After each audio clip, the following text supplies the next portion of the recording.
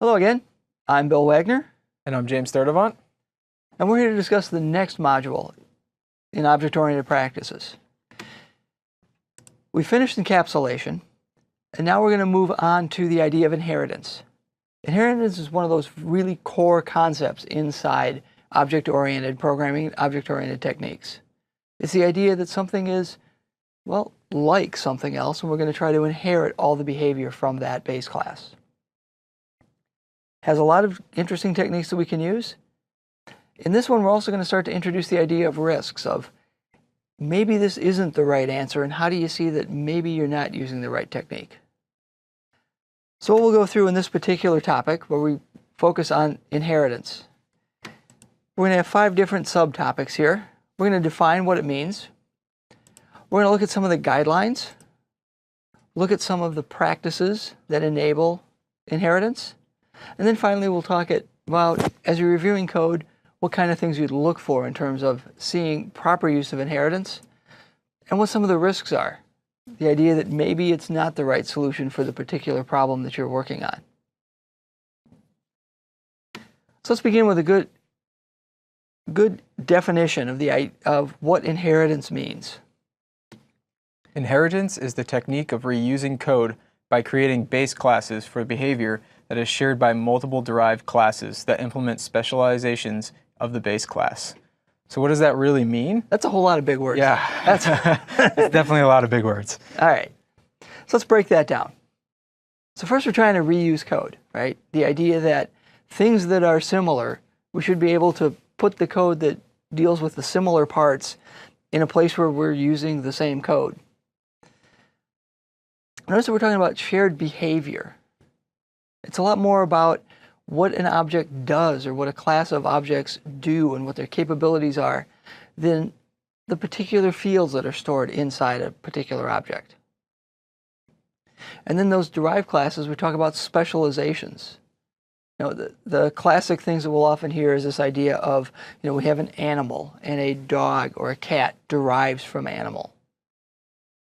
When we're modeling different business objects, the same kind of thing can happen. The behavior of certain particular specializations may be similar to something we've already built.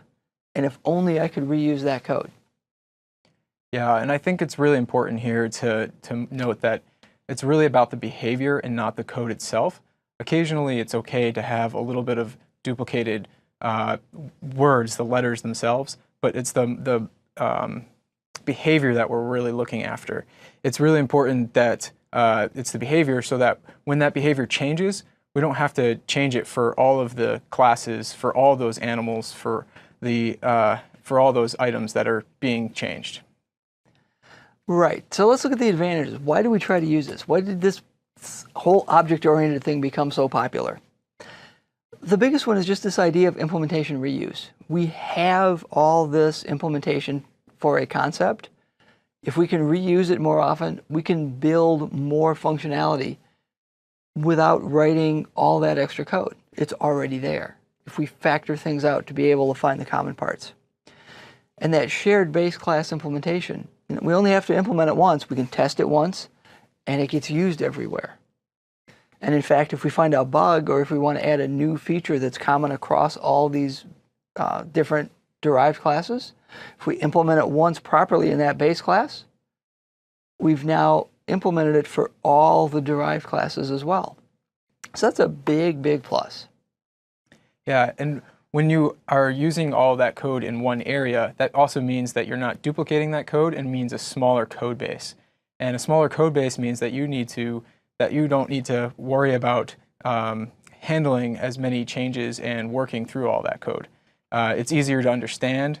It's easier to make those changes. Right. Code that doesn't change doesn't break. Yes. So let's change it in fewer places.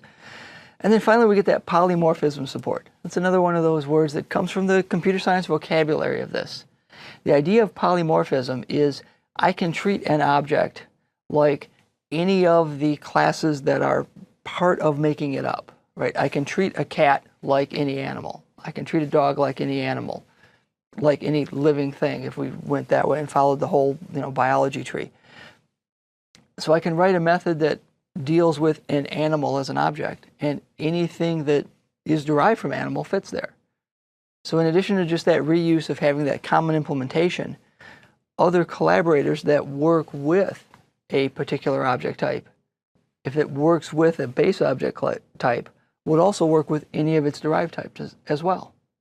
And that we'll find throughout the framework in different areas. So next up, we'll talk about the language support for inheritance.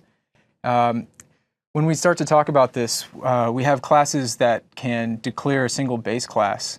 These classes are the class that implements all that shared logic that you're going to be using. And the classes that want to reuse that logic are derived from that class. And there's a few different keywords that we can use when we're working with those classes. The first one is a protected member, and that protected member is going to allow us to allow the inherited classes to be able to access that, but not any of the other classes that work with it. Not any of the public classes. It's not public, it's just protected. So we can't have an interface that's exposed to our derived classes. I want to go back and add one thing when we talked about declaring a single base class. .NET, whether it's C# or VB, supports single inheritance, similar to Java. C++ supports multiple inheritance, where a class can derive from multiple base classes. Over time, we found there's advantages and disadvantages of each. Personally, I like the single inheritance restriction. Multiple inheritance can get to a lot of very, very thorny problems if you're familiar with and have worked with C++. So that's one of the important simplifications in .NET and Java and a few other places, is that we have this single inheritance hierarchy. And then finally, as we move on from protected members, we've got this idea of virtual members. So we can talk about the idea that a derived object implements the same behavior as a base object. But as we talked about in encapsulation, it may do it in a very different way. For instance, say cats and dogs are both carnivores. So they will hunt rodents and things. They do it in very different ways. Cats are much more singular hunters, in general. Some are pack animals. Dogs are much more pack animals, and so on. So different classes may implement a particular behavior in a very different way. And we can define that by saying this is a virtual member. Any of the derived classes are free to implement this behavior differently. So we get a little bit of both worlds. We can choose a base implementation, or we can override it and do something maybe more specific. In practice, in some of our code, we may find that a derived class can implement a particular algorithm more efficiently because of its specialization, or maybe it just has to do it differently because of how it's put together. And then finally, we'll talk about in the next module, a virtual method can be marked abstract, meaning that a derived class must override that method and must do something different, because the base class knows that all animals may have a similar behavior, but there may not be a common implementation for everything. So how do we go about finding these relationships and the inheritance that we're looking for? One of the great ways to go about this is this guideline that we call is a model, is a item, something else. And so you can say a cat is a animal, a dog is an animal, And so that's going to give us a key to the fact that maybe they have some shared behavior. Right, and one of the things that I do is I'm working with customers and we're trying to design an application or trying to find those classes, is we start by defining those leaf classes, the things we know we're going to build. And then we look at what's similar and say, is there an abstraction here that we can put in place to define some of these things so that we have some commonality, some common base class to inherit from. And we look for that common behavior, finding, say, if I were, building some kind of a customer service application, a customer, is, we find customers, we may find orders, we may find, special orders. Well, special order is an order. We may find a recurring order. Recurring order is an order. We may find other things that we can find, these things are similar, and then there's something that we can find that seems to be some common ground among them. And then as we look for that common behavior, and if we start to model it with that is a relationship, that catchphrase does really help identify where we can find inheritance to try to move some of this common behavior into a single place. And that's really what we look for when we're trying to put that together. But I do think that starting with the leaf classes, putting that in such a way that I see the things I have to build, then that helps me visualize the things that are common and the behaviors that are common among the actual physical, concrete classes that I have to build that are part of the application. And so we've kind of talked about this quite a bit here, but we're looking for that common behavior that is shared between the classes. A lot of the times you might see that there's some common storage that you're working, that both classes are working with, but that may lead to times and spaces where that common storage isn't actually. Well, like a good example of that I've seen in some code reviews that I've done is I've seen companies build something where they have a lot of entities they store in a database. And every entity you store in a database has an ID field that's its key index, right? That's often an integer. So I've seen them maybe develop a class that is, item with ID, right? There's really no common behavior there. It's an int. There's nothing they're really saving. And now they're inheriting everything from object with ID field. And that really doesn't gain anything. That's not a good abstraction.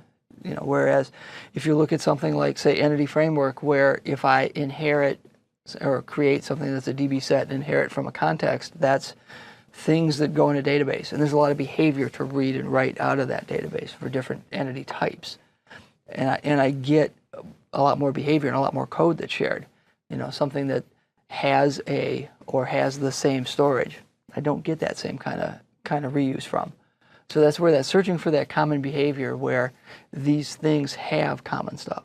Like the one I was just mentioning where, if I have customers and orders and special orders and recurring orders, the behavior of an order is the same. I need to ship it. I need to pull it from the warehouse. I need to charge someone's credit card for buying it. There's behavior there.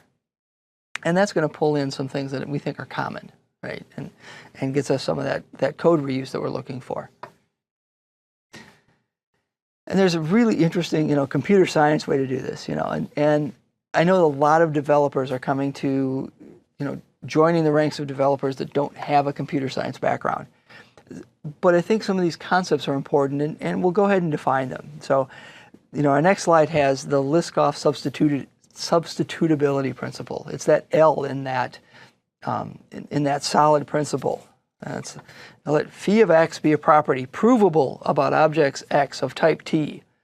Then phi of y should be true for objects y of type S, where S is a subtype of T. That was actually in the whole principle that wrote this whole paper about it. And what that really means, if we boil this down into plain English, is any place I've got a type T, which has certain properties, well, if type S is derived from type T, it has all those same properties. There we go. It's going to behave the same, right? So I can substitute an S any place I have a T as long as I'm treating it as the properties of T, right? I can put a derived class any place I have or ask for a base class as long as I'm treating it like a base class. Yeah, and we've mentioned that is a property, and it's really important to realize that it's is-a, and you want to be careful that it's not almost is-a. And a great example of this is the square and rectangle, and it actually violates this Liskov substitutability principle. Right. And how does it do that? Like, what would be a good example of that? It's around the width. So you might think that a square is very similar to a rectangle. Well, a square is a rectangle, right? It's a specification of a rectangle. Yes. I should be able to do this. Yep. And so if you inherit that square and you try to set the width or set the height, those are two functions that you might have available on a rectangle, because you might say the rectangle is 5 integers high and it's 10 wide, and so you might have that rectangle with different widths and heights. Right. But if you expose that functionality to the square, now you've ended up with a square that doesn't have the width and the height similar. Right, because a square, in order to be square, width and height have to be the same. So I'd probably define that to have just one property for the length of a side, because they're all the same. So now I've got this extra stuff it's not really there. You know, does width change both width and length if it's a square? That probably breaks some code. Do I try to hide those? Well, it's kind of hard to hide it because it's in the base class. It's not substitutability anymore. Do I throw exceptions? That's a really bad idea, because now if I'm using this derived class and I call something that's in the base class, I throw an exception, all those things are going to lead to bugs. So we really want to get to that. If it's like this, everything that this base class can do, the derived class can do. You know, we really want to avoid that idea of, no, this is almost, not quite. So now, as we get past some of these guidelines and what are we really looking for, how do we put this stuff into practice?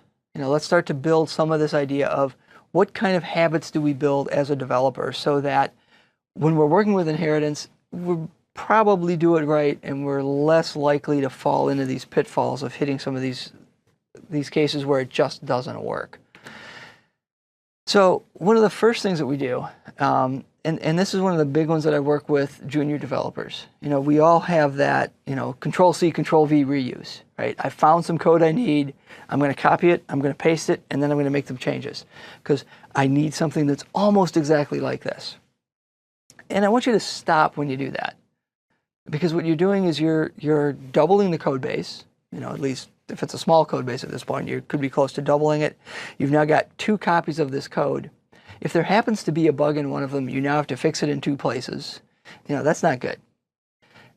What I want you to do is try to look at the common parts and create that common base class. I now have this thing that says, this new thing I need is almost like what I have. So can I factor something into a base class, and then these 2 new things, which are different, are both small and derived from one common thing, right? And now I'm sharing that code and I'm doing that. And I'm not going to say that, copy and paste is always bad, but it definitely is one of those things when you start finding yourself doing that and saying, I'm going to just pull all this over and make a couple changes, finish that work and maybe learn what's common and then try to factor that out so you have one copy of it by the time you're done. Yeah, that copy and paste is that kind of light bulb moment where, hey, maybe I could actually use one of these practices to implement something. Right. And then one of the things that we really look at is, look at our base class library. There's a lot of things that you're going to find that you can reuse. One of the areas, if you built an MVC application, all of your controllers derive from a class in the .NET framework called controller, right? And that's already built for you. All of your Web API controllers derive from that class. All of your Razor views derive from a base class in .NET. There are going to be a lot of those, because it's called the base class library. A lot of those classes are specifically designed for you to inherit from and extend for specific scenarios that you have. And that gives you this really tested implementation of these common patterns that you're going to use. We have this controller I can just reuse. It has all the stuff about the HTTP context, all the things about it by authenticated, and where are the cookies, what's the request object, and how do I do the response rights. Those are all built into that base class. I don't need to re-implement all that myself. That's a really good thing. So that's one of the, a friend of mine had a talk that he gave at user groups when .NET first was released that was just called "Don't Write That Code." And he was going through this library of things that is already there for you that you can use, because it was new and people weren't that familiar with it. And now it's not so new, but there's still this new generation of developers coming there that start building things that are almost like stuff that we might already have. So that's one of those things I really work with junior developers and go, you really have to look for these things. There's a lot there. Yeah. And so next up, we're going to take a look at another practice where we want to be looking for common behavior, and that common behavior might not be something that is available through the storage. We kind of talked about this before. A great example of this is the stream classes that we have in the base class library there. when you have memory, you have a memory stream, you have file streams, and then you have string streams. And they all do very similar things working with those streams, but the actual data layer that they're working with is very different. So like I can write to a stream, I can read from a stream. It's very common behavior. But if I'm just writing to a stream, I don't need to know if it's going to locations in memory, a place on disk, a place on, a storage for a string. It could even be going on a network. I think there's network streams too.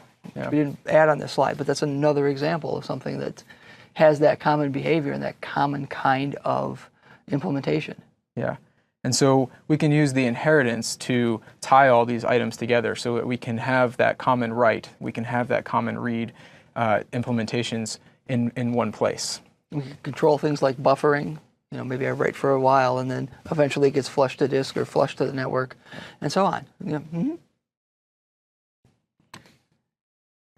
So now, for the last section of this presentation, let's look at, okay, so if I've built stuff the way I want to, what kind of results do I see that are positive on my code base? And what are some of the risks that I might see? What am I doing wrong? How can I tell if I'm doing something wrong here? So, one of the first things I look for is, do I have code have I factored out that common code, that common behavior? I'm not duplicating work in different places. I don't see classes that look like deja vu. I'm reading the same code. Why is this the same? And I don't see that. That's one of the big ones that I look for. And especially if I find a new thing that's almost like one of the ones that we already had. These new derived classes can be developed quickly, right? I just need to leverage what's already there. I can make a new one. That really works well. That's one of the things that I really look for. It's hard to see that last one immediately, but it's a good idea, right? When you start to see that, you've gotten it right. Another great outcome is when the polymorphism is actually working. And you can tell that when you're working inside a class and you're using those implementations and you're not having to, you're able to work with that base class and you're not having to check the type to do certain things and to call different functionality on those types. And so this is a great example of where the Liskov substitutability principle really comes into place. It's one of those things where if you ever see an, if type equals, you didn't really have a good inheritance hierarchy because you shouldn't have to make that check, right? And I think that's definitely true. Mm-hmm. But again, this is one of those things, and inheritance is one of the techniques that we'll work with where there's some really good things that we can get out of it, and if you misuse it, you can start to really see some bad things in your code base. So we also want to highlight some of those risks that we want to look at and see, if you're going down this road, you probably need to look at it again. That almost is a we talked about, where Well, yeah, so I think there's a really great quote there that says, if it looks like a duck and quacks like a duck, but it needs batteries, then you might have a leaky abstraction. Yeah, yes. A great way of looking at it there. Uncle Bob Martin, if I remember. Yeah. Right. Definitely put that out there. Right. And that's one of those things, if it just doesn't feel right and it doesn't get acted that way, we do that. Or if you find you inherit a base class and you have to override some methods to just throw exceptions because it doesn't work in this instance. That's another good example of this isn't going to work here. This isn't the right abstraction. It's definitely leaking. It's definitely now showing that that's not working. Another one that I find really interesting that is a more modern phenomenon as we've worked through code bases and we started to build really big programs. For a while, there was this trend where, this is probably early 2000s or even 90s, where object-oriented was the way to solve everything and polymorphism was everything. So we made these super deep inheritance hierarchies of, this inherits from this, and each one had one new method in it. And you get to one of your leaf classes, and it was really hard to see what was going on. It was super, super deep and super hard to work with. And these really deep hierarchies make it hard to use a library.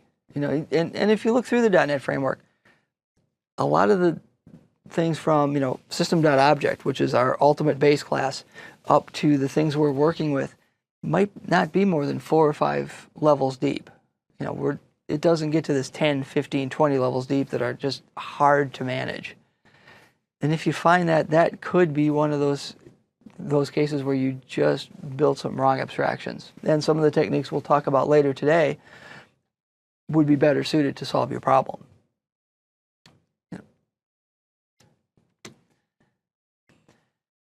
Another one that you really see that I think it often shows up in code bases is if I need to downcast. If I have a method that takes a base class and I have to cast it to something that's derived from that base class in order to do work because I need something that's in the base or in the derived class, that means I've probably got the inheritance hierarchy wrong.